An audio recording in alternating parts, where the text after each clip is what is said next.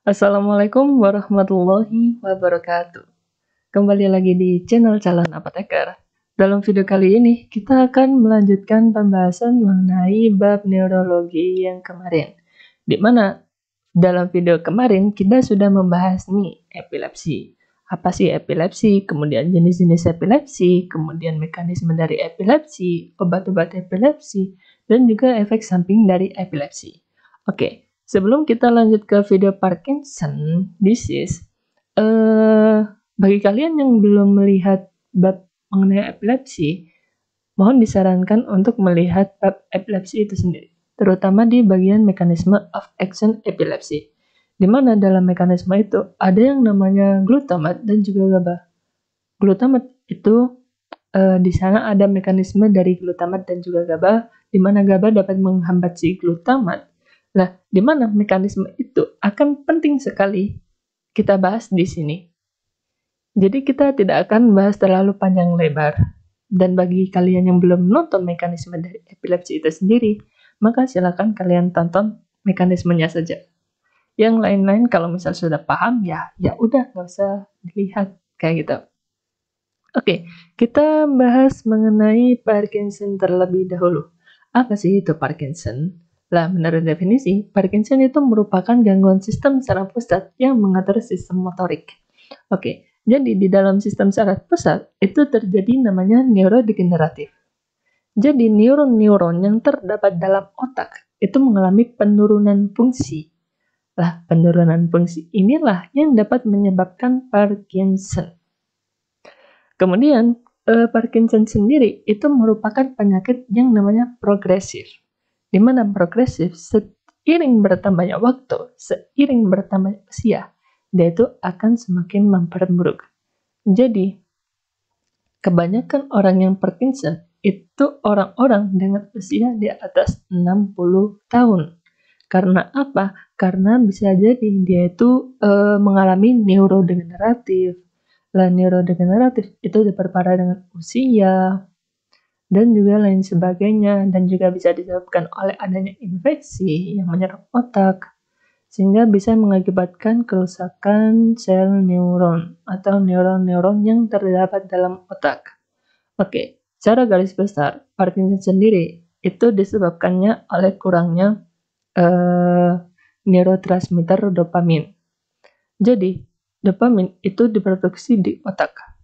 Lah, diproduksinya di mana? Lah, diproduksinya sendiri itu di basal ganglia. Lah, basal ganglia itu juga memiliki peran penting dalam untuk mengontrol sistem motorik yang terdapat di dalam tubuh kita.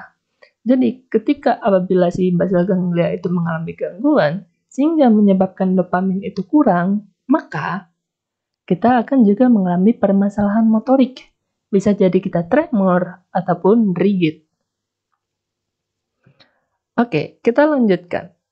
Sekitar 1% populasi di atas usia 60 tahun itu menderita Parkinson. Gara-gara apa? Ya gara-gara tadi neurodegeneratif atau penurunan fungsi neuron terdapat dalam otak.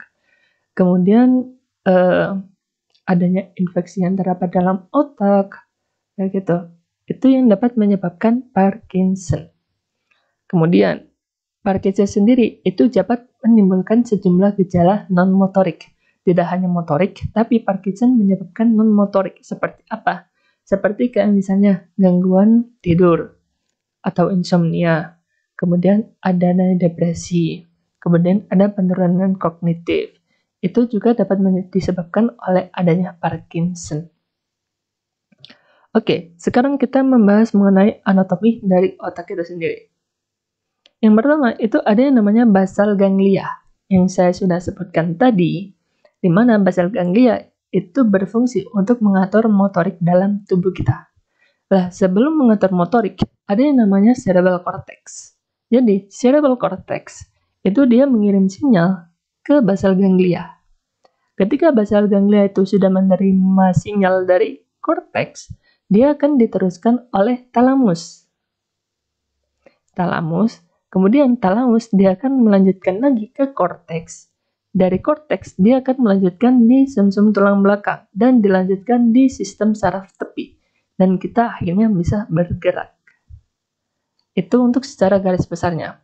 Lah, apabila kita belah bagian otak ini menjadi tengah seperti ini, maka kita akan didapatkan hasil anatomi otak seperti ini, di mana ada yang namanya putamen. Kemudian ada namanya globus pallidus externa. Kemudian ada globus pallidus interna. Kemudian ada substantia nigra. Kemudian ada subthalamic nucleus, ada thalamus, dan juga caudate nucleus. Di dalam bagian basal ganglia ini, yang berperan dalam memproduksi dopamin itu adalah substantia nigra. Nah, ketika substantia nigra ini memproduksi dopamin, dia akan dikirimkan ke putamen nih. Putamen ke dalam globus pallidus externa, kemudian ke interna, dan dilanjutkan ke thalamus. Thalamus akan melanjutkan ke korteks. Korteks akan dilanjutkan ke sumsum tulang belakang. Seperti itu. Nah, ini adalah patofisiologi dari Parkinson itu sendiri. Di sini ada substansia nigra, dia itu sebagai produksi dopamin. Dopamin dia akan diteruskan ke putamen. Di dalam putamen itu terdapat dua reseptor. Ada dopamin reseptor dopamin 1 dan juga reseptor dopamin 2 atau D2. Reseptor dopamin 1 dia itu bersifat eksitatori atau dia itu dapat menstimulasi. Kemudian untuk yang D2 dia itu bersifat inhibitori atau menghambat. Ketika berikatan dengan D1 dia akan menstimulasi adanya GABA. Oke, kita akan gambarkan aja. Kita akan pen. Nah, secara normal, dopamin ketika diproduksi, dia akan berikatan dengan D1. Nah, kalau bagian ini, dia itu namanya jalur langsung, dan ini tuh jalur tak langsung. Jadi, ketika dopamin itu diproduksi, ketika dia berikatan dengan D1, dia akan bersifat eksitatori, atau dia tuh dapat menstimulasi. Berarti kalau semakin banyak dopamin di sini, maka jumlah GABA juga akan semakin banyak, kan? Jumlah GABA semakin banyak. Ketika jumlah GABA semakin banyak, maka si action potensial dia akan menurun. Ketika action potensial itu menurun, maka nilai GABA juga akan turun. Turun nih. Kemudian ketika nilai GABA itu turun, apa yang terjadi? Nilai action potensial di sini dia akan naik. GABA di sini akan naik. Nah, ketika proses naik inilah, maka ketika dia akan dilanjutkan ke korteks, kan, dia memiliki nilai action potensial di korteks. Nah, action potensial di korteks dia akan dilanjutkan ke dalam sumsum tulang belakang dan dilanjutkan ke sistem saraf tepi. Nah, apabila adanya action potensial, maka tubuh kita itu dapat bergerak. Kita dapat digerakkan secara normal, seperti itu. Itu untuk jalur D1 atau jalur langsung. Oke, kita bahas ke jalur D2 atau jalur tak langsung. Apabila dopamin diproduksi secara normal, maka dia akan menghambatkan. Dia akan bersifat inhibitori. Kalau di dopamin reseptor 2 atau reseptor dopamin 2, dia akan bersifat inhibitori. Berarti kalau dopamin berikatan dengan D2, dia akan menghambat pertumbuhan GABA. Berarti GABA di sini dia akan turun. Ketika GABA itu turun, maka nilai action potensial itu akan naik. Maka produksi GABA di sini juga akan naik karena nilai action potensial berbanding lurus dengan GABA. Berarti GABA akan naik. Ketika GABA itu naik, apa yang terjadi? Maka nilai action potensial dia akan turun nih. Maka kalau nilai action potensial turun, maka glutamat yang dihasilkan itu juga akan turun. Oke, turun kan, bersifat negatif. Nah, ketika si glutamat itu turun, maka apa yang terjadi? Glutamat itu berbanding lurus dengan nilai action potensial. Kalau glutamatnya naik, maka action potensialnya naik. Dan apabila glutamatnya turun, maka apa yang terjadi? Ya, nilai action potensial juga akan turun. Kalau action potensial turun, GABA yang di sini produksi juga akan turun.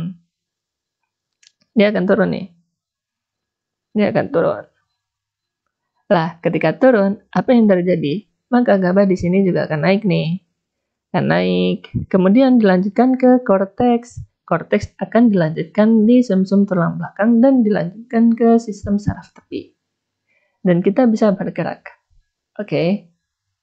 Itu kalau yang normal. Lah, kalau yang nggak normal gimana nih?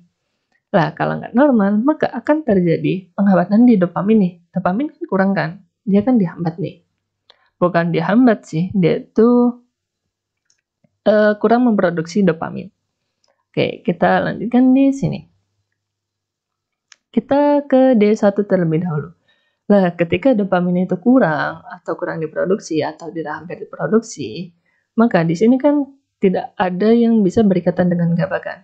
Ketika tidak ada yang berikatan dengan reseptor D1 atau dopamin D1, maka GABA di sini itu juga semakin kecil diproduksinya karena tidak adanya ikatan dopamin dengan reseptor D1. Maka dia akan semakin kecil nih, dia akan semakin turun. Produksi GABA akan turun. Lah, ketika produksi GABA itu turun, apa yang terjadi? Si nilai ekstrapotensial yang di sini, di nukleus ini, bukan nukleus, neurotransmitter ini, dia akan naik nih. Ketika dia naik, maka produksi GABA juga naik. GABA juga naik nih, GABA-nya.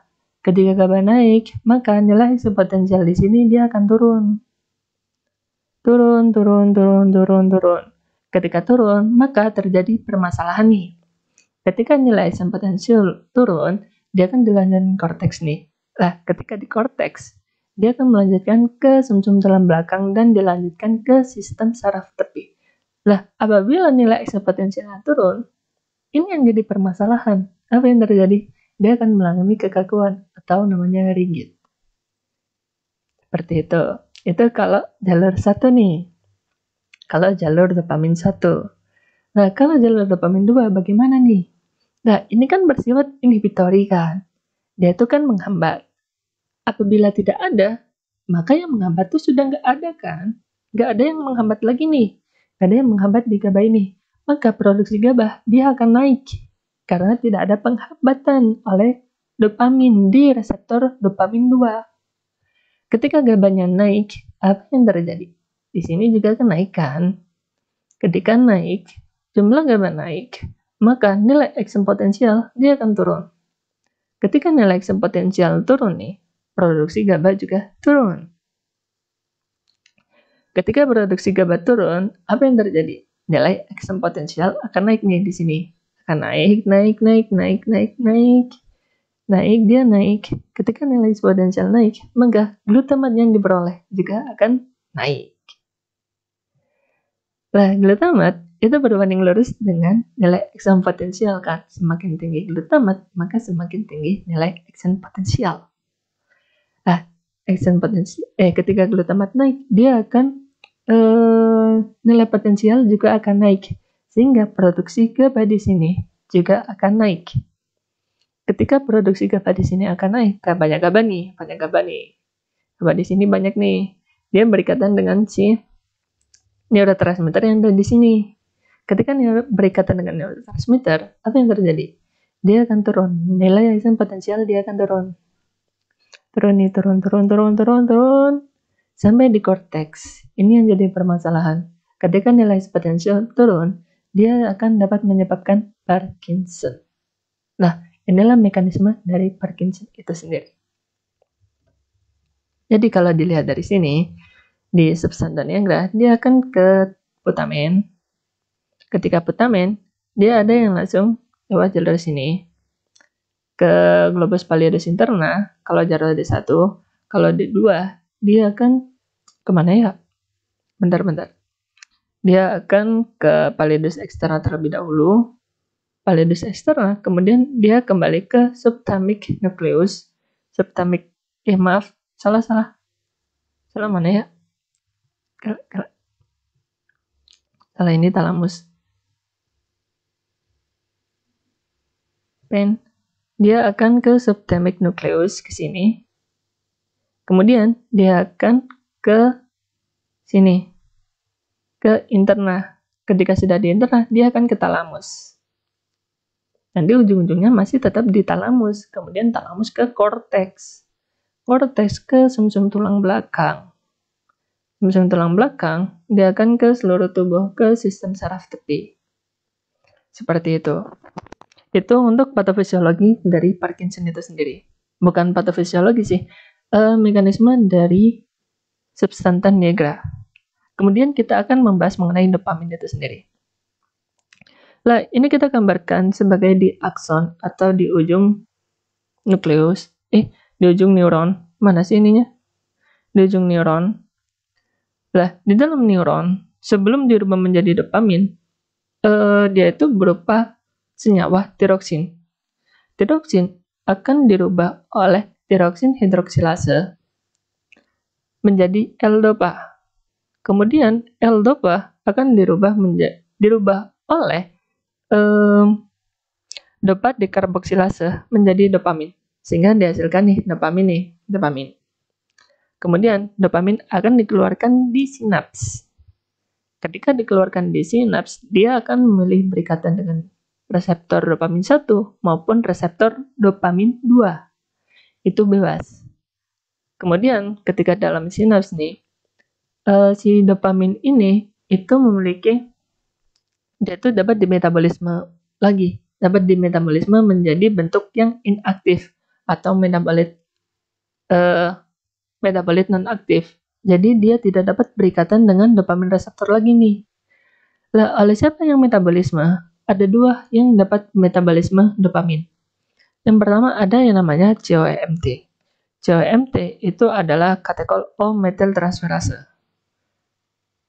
Dopamin akan dirubah oleh COMT menjadi 3-MT atau 3-metoksitiramin. 3-metoksitiramin dia itu sudah tidak dia itu bentuk metabolit yang inaktif. Jadi dia itu sudah tidak guna lagi, kayak gitu. Dia tidak dapat berikatan di sini lagi. Seperti itu. Kemudian untuk metabolisme dopamin yang kedua, dia itu dimetabolisme oleh MAOB. MAOB itu monoamin oksidase B.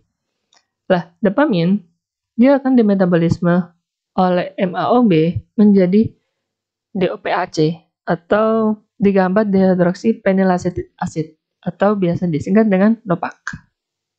DOPAC ini merupakan metabolit inaktif juga, dan dia tidak dapat berikatan dengan reseptor dopamin 1 maupun reseptor dopamin 2. Oke, kemudian di dalam celah sinaps, dia tuh dapat diraptek kembali nih, diraptek kembali ke dalam akson. Diraptek.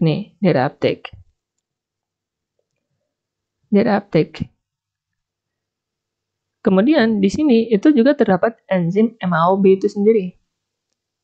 MAOB.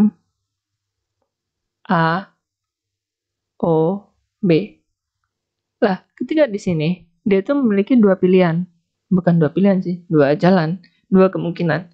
Yang pertama, dia dimetabolisme oleh MAOB sendiri.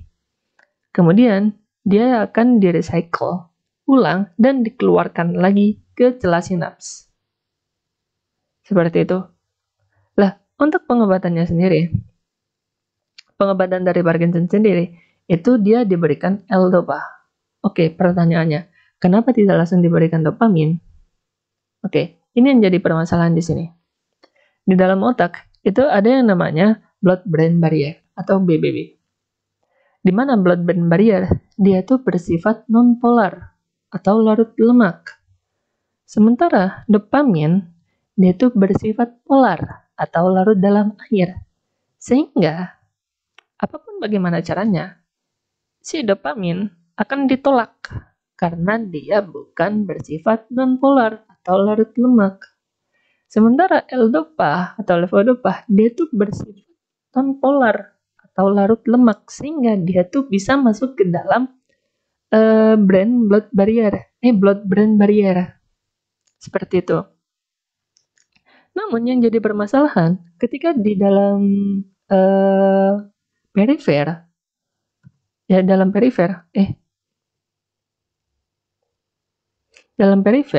setelah dikonsumsi, dia akan masuk ke dalam pembuluh darah perifer kan. Lah, di dalam perifer, L-dopa juga dapat dirubah menjadi dopamin oleh siapa? Yaitu dopa dekarboksilase. Lah percuma dong walaupun kita minum L-dopa, kemudian dirubahnya tuh di perifer, tidak di dalam otak. Ya dopaminnya juga nggak guna. Dia tidak dapat mengobati si Parkinson itu sendiri. Ya soalnya dia belum masuk ke otak. Dan dopamin di perifer buat apa? Nggak guna buat Parkinson mah, nggak guna. Seperti itu. Kemudian selain itu, L-dopa di dalam perifer atau pembuluh darah perifer, dia juga dapat dirubah oleh COMT atau catechol O-methyl transferase. Lah, dia dirubah menjadi apa? Dia akan dirubah menjadi 3-OMD atau 3-O-methyl-dopa. Lah, 3-O-methyl-dopa dia juga tidak berguna. Dia tidak akan berguna, dia tidak akan bisa masuk ke dalam sini. Yang dibutuhkan itu hanya L-dopa. Seperti itu. Makanya kebanyakan obat dia itu tidak menggunakan langsung secara dopamin, tapi dia itu dalam bentuk metabolit yang inaktif. Inaktifnya apa? Yaitu L-dopa. Di mana L-dopa dia akan dimasukkan ke dalam otak terlebih dahulu. Dia akan melewati brain-blood barrier terlebih dahulu. Kemudian dia akan dimetabolisme atau dirubah oleh dopa dekarboksilase di otak dan menghasilkan si dopamin. Seperti itu. Makanya di dalam sediaan-sediaan, L-dopa tidak bisa diberikan tunggal. Dia harus diberikan dengan obat yang lain. Contohnya kayak kayak karbidopa. Lah, karbidopa dia itu menghambat si dopa dekarboksilase di sini. Itu. Oke, sekarang kita bahas mengenai obatnya terlebih dahulu. Oke. Mana ya ini? Jadi, yang pertama, dopamin dia akan dikeluarkan kan? Dikeluarkan, dia memiliki kemungkinan berikatan dengan reseptor D1 ataupun reseptor D2, ataupun dia akan dimetabolisme menjadi bentuk inaktif oleh COMT maupun MAOB. Yang pertama, kita dapat menghambat si COMT-nya. Menghambat COMT yaitu COMT inhibitor. Contoh COMT inhibitor yaitu ada contohnya yaitu entakalpon, kemudian tolkapon. Dia itu menghambat COMT sehingga dopamin dia itu masih banyak di celah sinaps. Seperti itu. Kemudian selanjutnya ada MAOB inhibitor. Contoh MAOB inhibitor, dia akan menghambat dia itu mencegah dopamin berubah menjadi dopak. Contoh obatnya seperti apa? Yaitu ada seligilin, kemudian asagilin. Ya, di mana obat-obat itu dia akan mencegah si dopamin dirubah menjadi dopak. Jadi dopamin dia akan banyak nih di sini, semakin banyak nih di celah sinaps. Kemudian ada yang namanya agonis dopamin. Agonis dopamin dia itu memiliki fungsi. Dia itu dapat berikatan dengan reseptor dopamin di D1 maupun di D2. Jadi kita nggak usah susah payah nih mencegah MAOB maupun COMT. Seperti itu. Nah, contoh untuk agonis reseptor dopamin, contohnya ada bromokriptin, kemudian pramipexol, seperti erodigotin, dan juga lain sebagainya. Oke, itu untuk yang ketiga. Kemudian kita lanjut ke sistem saraf perifer. Nah, sistem saraf perifer ada yang namanya dopa dekarboksilase. Kita harus menghambat dopa dekarboksilase ini supaya L-dopa tidak dirubah menjadi dopamin di sistem perifer. Nah, yang menghambat ini atau dopa dekarboksilase inhibitor itu adanya apa? Yaitu karbidopa. Contoh obatnya itu karbidopa. Kemudian ada COMT, penghambat COMT tadi dia ada entakalpon. Makanya L-dopa selalu dibarengkan dengan karbidopa.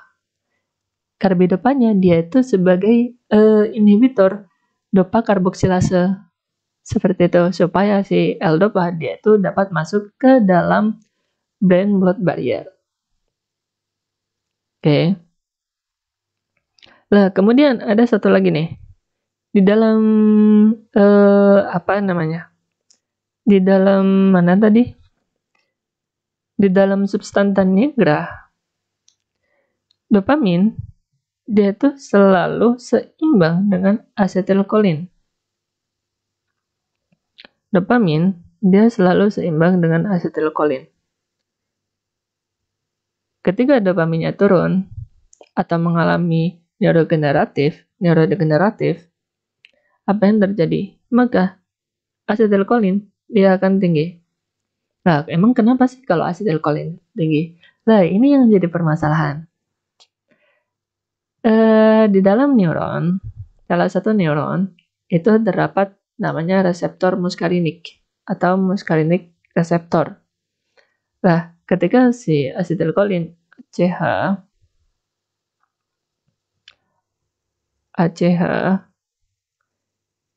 ketika si asetilkolin ini terlalu banyak dan dia berikatan dengan reseptor muskarinik, dia itu dapat menyebabkan tremor. Makanya salah satu gejala dari Parkinson itu adalah tremor. Ya karena apa? Karena banyaknya neurotransmitter asetilkolin yang berikatan dengan muskarinik reseptor atau reseptor muskarinik seperti itu. Lah, contoh obat untuk penghambatan asetilkolin itu ada yang namanya antikolinergik. Jadi, antikolinergik ini itu mencegah si asetilkolin berikatan dengan reseptor muskarinik di sini. Jadi dia tuh mencegah supaya tidak terjadi tremor. Contoh obatnya ada apa? Ada trihexylpenidil, kemudian ada benzodiazepin, piperidin, kemudian ada proxycillin. Itu untuk mekanisme obat dari Parkinson itu sendiri. Kemudian kita membahas mengenai golongan obatnya itu sendiri. Yang pertama ada golongan agonis reseptor dopamin. Dia itu berikatan dengan dopamin reseptor. Ya supaya apa? Ya supaya dia tuh bisa berikatan dengan reseptor D1 maupun D2. Berikatannya supaya kenapa? Ya supaya dia dapat menghasilkan GABA dan juga menurunkan GABA di D2. Seperti itu yang sudah dijelaskan tadi di awal. Contoh obatnya ada apa aja sih? Pertama ada bromokriptin, kemudian ada ropinirol, kemudian ada pramipexol, ada rotikotin, kemudian ada yang namanya MAO inhibitor. Nah, MAO inhibitor itu mencegah kalau di sel otak dia itu mencegah dopamin untuk di metabolisme inaktif. Dan kalau di sistem saraf perifer, di sistem perifer, dia itu mencegah si levodopa supaya tidak dirubah menjadi 3-metil-O-dopamin. Jadi dia itu ya mencegah dua-duanya, mencegah dopamin dan juga mencegah levodopanya. Lah contoh obatnya ada apa? Ada siligilin. MAO inhibitor cuma ada di sistem saraf pusat. Di otak. Ya, sorry. Kalau yang di periferi itu CWMT. Maaf. Nah, contoh obat MAO inhibitor ada apa? Ada siligilin dan juga rosagilin. Kemudian ada CWMT inhibitor. Nah, CWMT inhibitor dia itu mencegah perubahan dopamin dan juga levodopa menjadi bentuk metabolit inaktifnya. Contoh obatnya ada apa? Ada edecalpon dan juga tolcapone. Kemudian ada dopa dekarboksilase inhibitor. Contohnya carbidopa. Nah, carbidopa biasanya sering dikombinasi dengan L-dopa. Ya karena apa? Supaya L-dopanya tuh bisa masuk ke dalam brain-blood barrier. Kalau nggak ada carbidopa ya nggak guna. Seperti itu. Kemudian ada antikolinergik. Antikolinergik dia itu mencegah si asetilkolin berikatan dengan muskarinik reseptor. Kenapa? Ya supaya nggak tremor. Nah, gitu dia itu mencegah terjadinya tremor pada Parkinson. Contohnya apa? Ada trihexylpenidil, mestropin, piperidin, dan juga proxycillin. Lah, kemudian ada satu lagi nih, obat yaitu amantadin. Lah, amantadin dia tuh belum diketahui nih mekanisme pastinya tuh seperti apa. Tetapi ada beberapa yang menyebutkan amantadin itu sebagai dopamin reuptake inhibitor. Jadi dia tuh mencegah reuptake di sini. Nah, kalau terjadi reuptake, dia kan terjadi dua kemungkinan nih. Antara di metabolisme oleh MAO-B menjadi bentuk inaktif, atau dia di-recycle kembali dan dikeluarkan lagi di celah sinaps. Nah, daripada kemungkinan dua itu, kan sudah pasti ada yang di metabolisme inaktif. Yang mending kita blokir aja nih si reuptake-nya, supaya dopamin tuh masih di dalam celah sinaps. Ketika di dalam celah sinaps banyak, dia mungkin bisa berikatan dengan dopamin reseptor 1 atau reseptor dopamin 2, seperti itu. Jadi aman tadi ini juga bisa digunakan untuk pasien-pasien yang menderita Parkinson. Oke, sekarang ke efek samping obat atau side effect obat Parkinson. Untuk kombinasi levodopa dan carbidopa, dia tuh memiliki efek samping. Yang pertama itu ada mual, kemudian ada tidak nafsu makan, kemudian ada hipertensi, dan kalau efek samping yang lebih tinggi lagi itu ada perubahan warna urin. Kemudian ada MAO inhibitor atau selegilin dan juga rasegilin. Dia tuh memiliki efek samping mual, muntah, dyskinesia. Dan paling parah, dia tuh bisa menyebabkan halusinasi. Kemudian ada obat COMT inhibitor. COMT inhibitor ada entacapone dan juga tolcapone. Efek samping dari COMT inhibitor yaitu ada perubahan warna urin, diare, dan juga hepatotoksik. Kemudian ada agonis dopamin. Contoh agonis dopamin kayak bromokriptin, kemudian pramipexol, dan juga lain sebagainya. Dia tuh memiliki efek samping mual, hipotensi, kemudian dan juga ngantuk. Kemudian ada anticholinergic yaitu seperti triacylphenidil.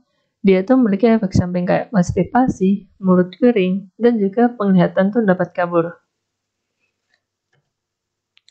Oke, mungkin itu saja yang dapat saya sampaikan untuk materi Parkinson disease kali ini. Apabila ada pertanyaan atau salah dalam penyampaian atau salah dalam materi, saya mohon koreksinya di kolom komentar.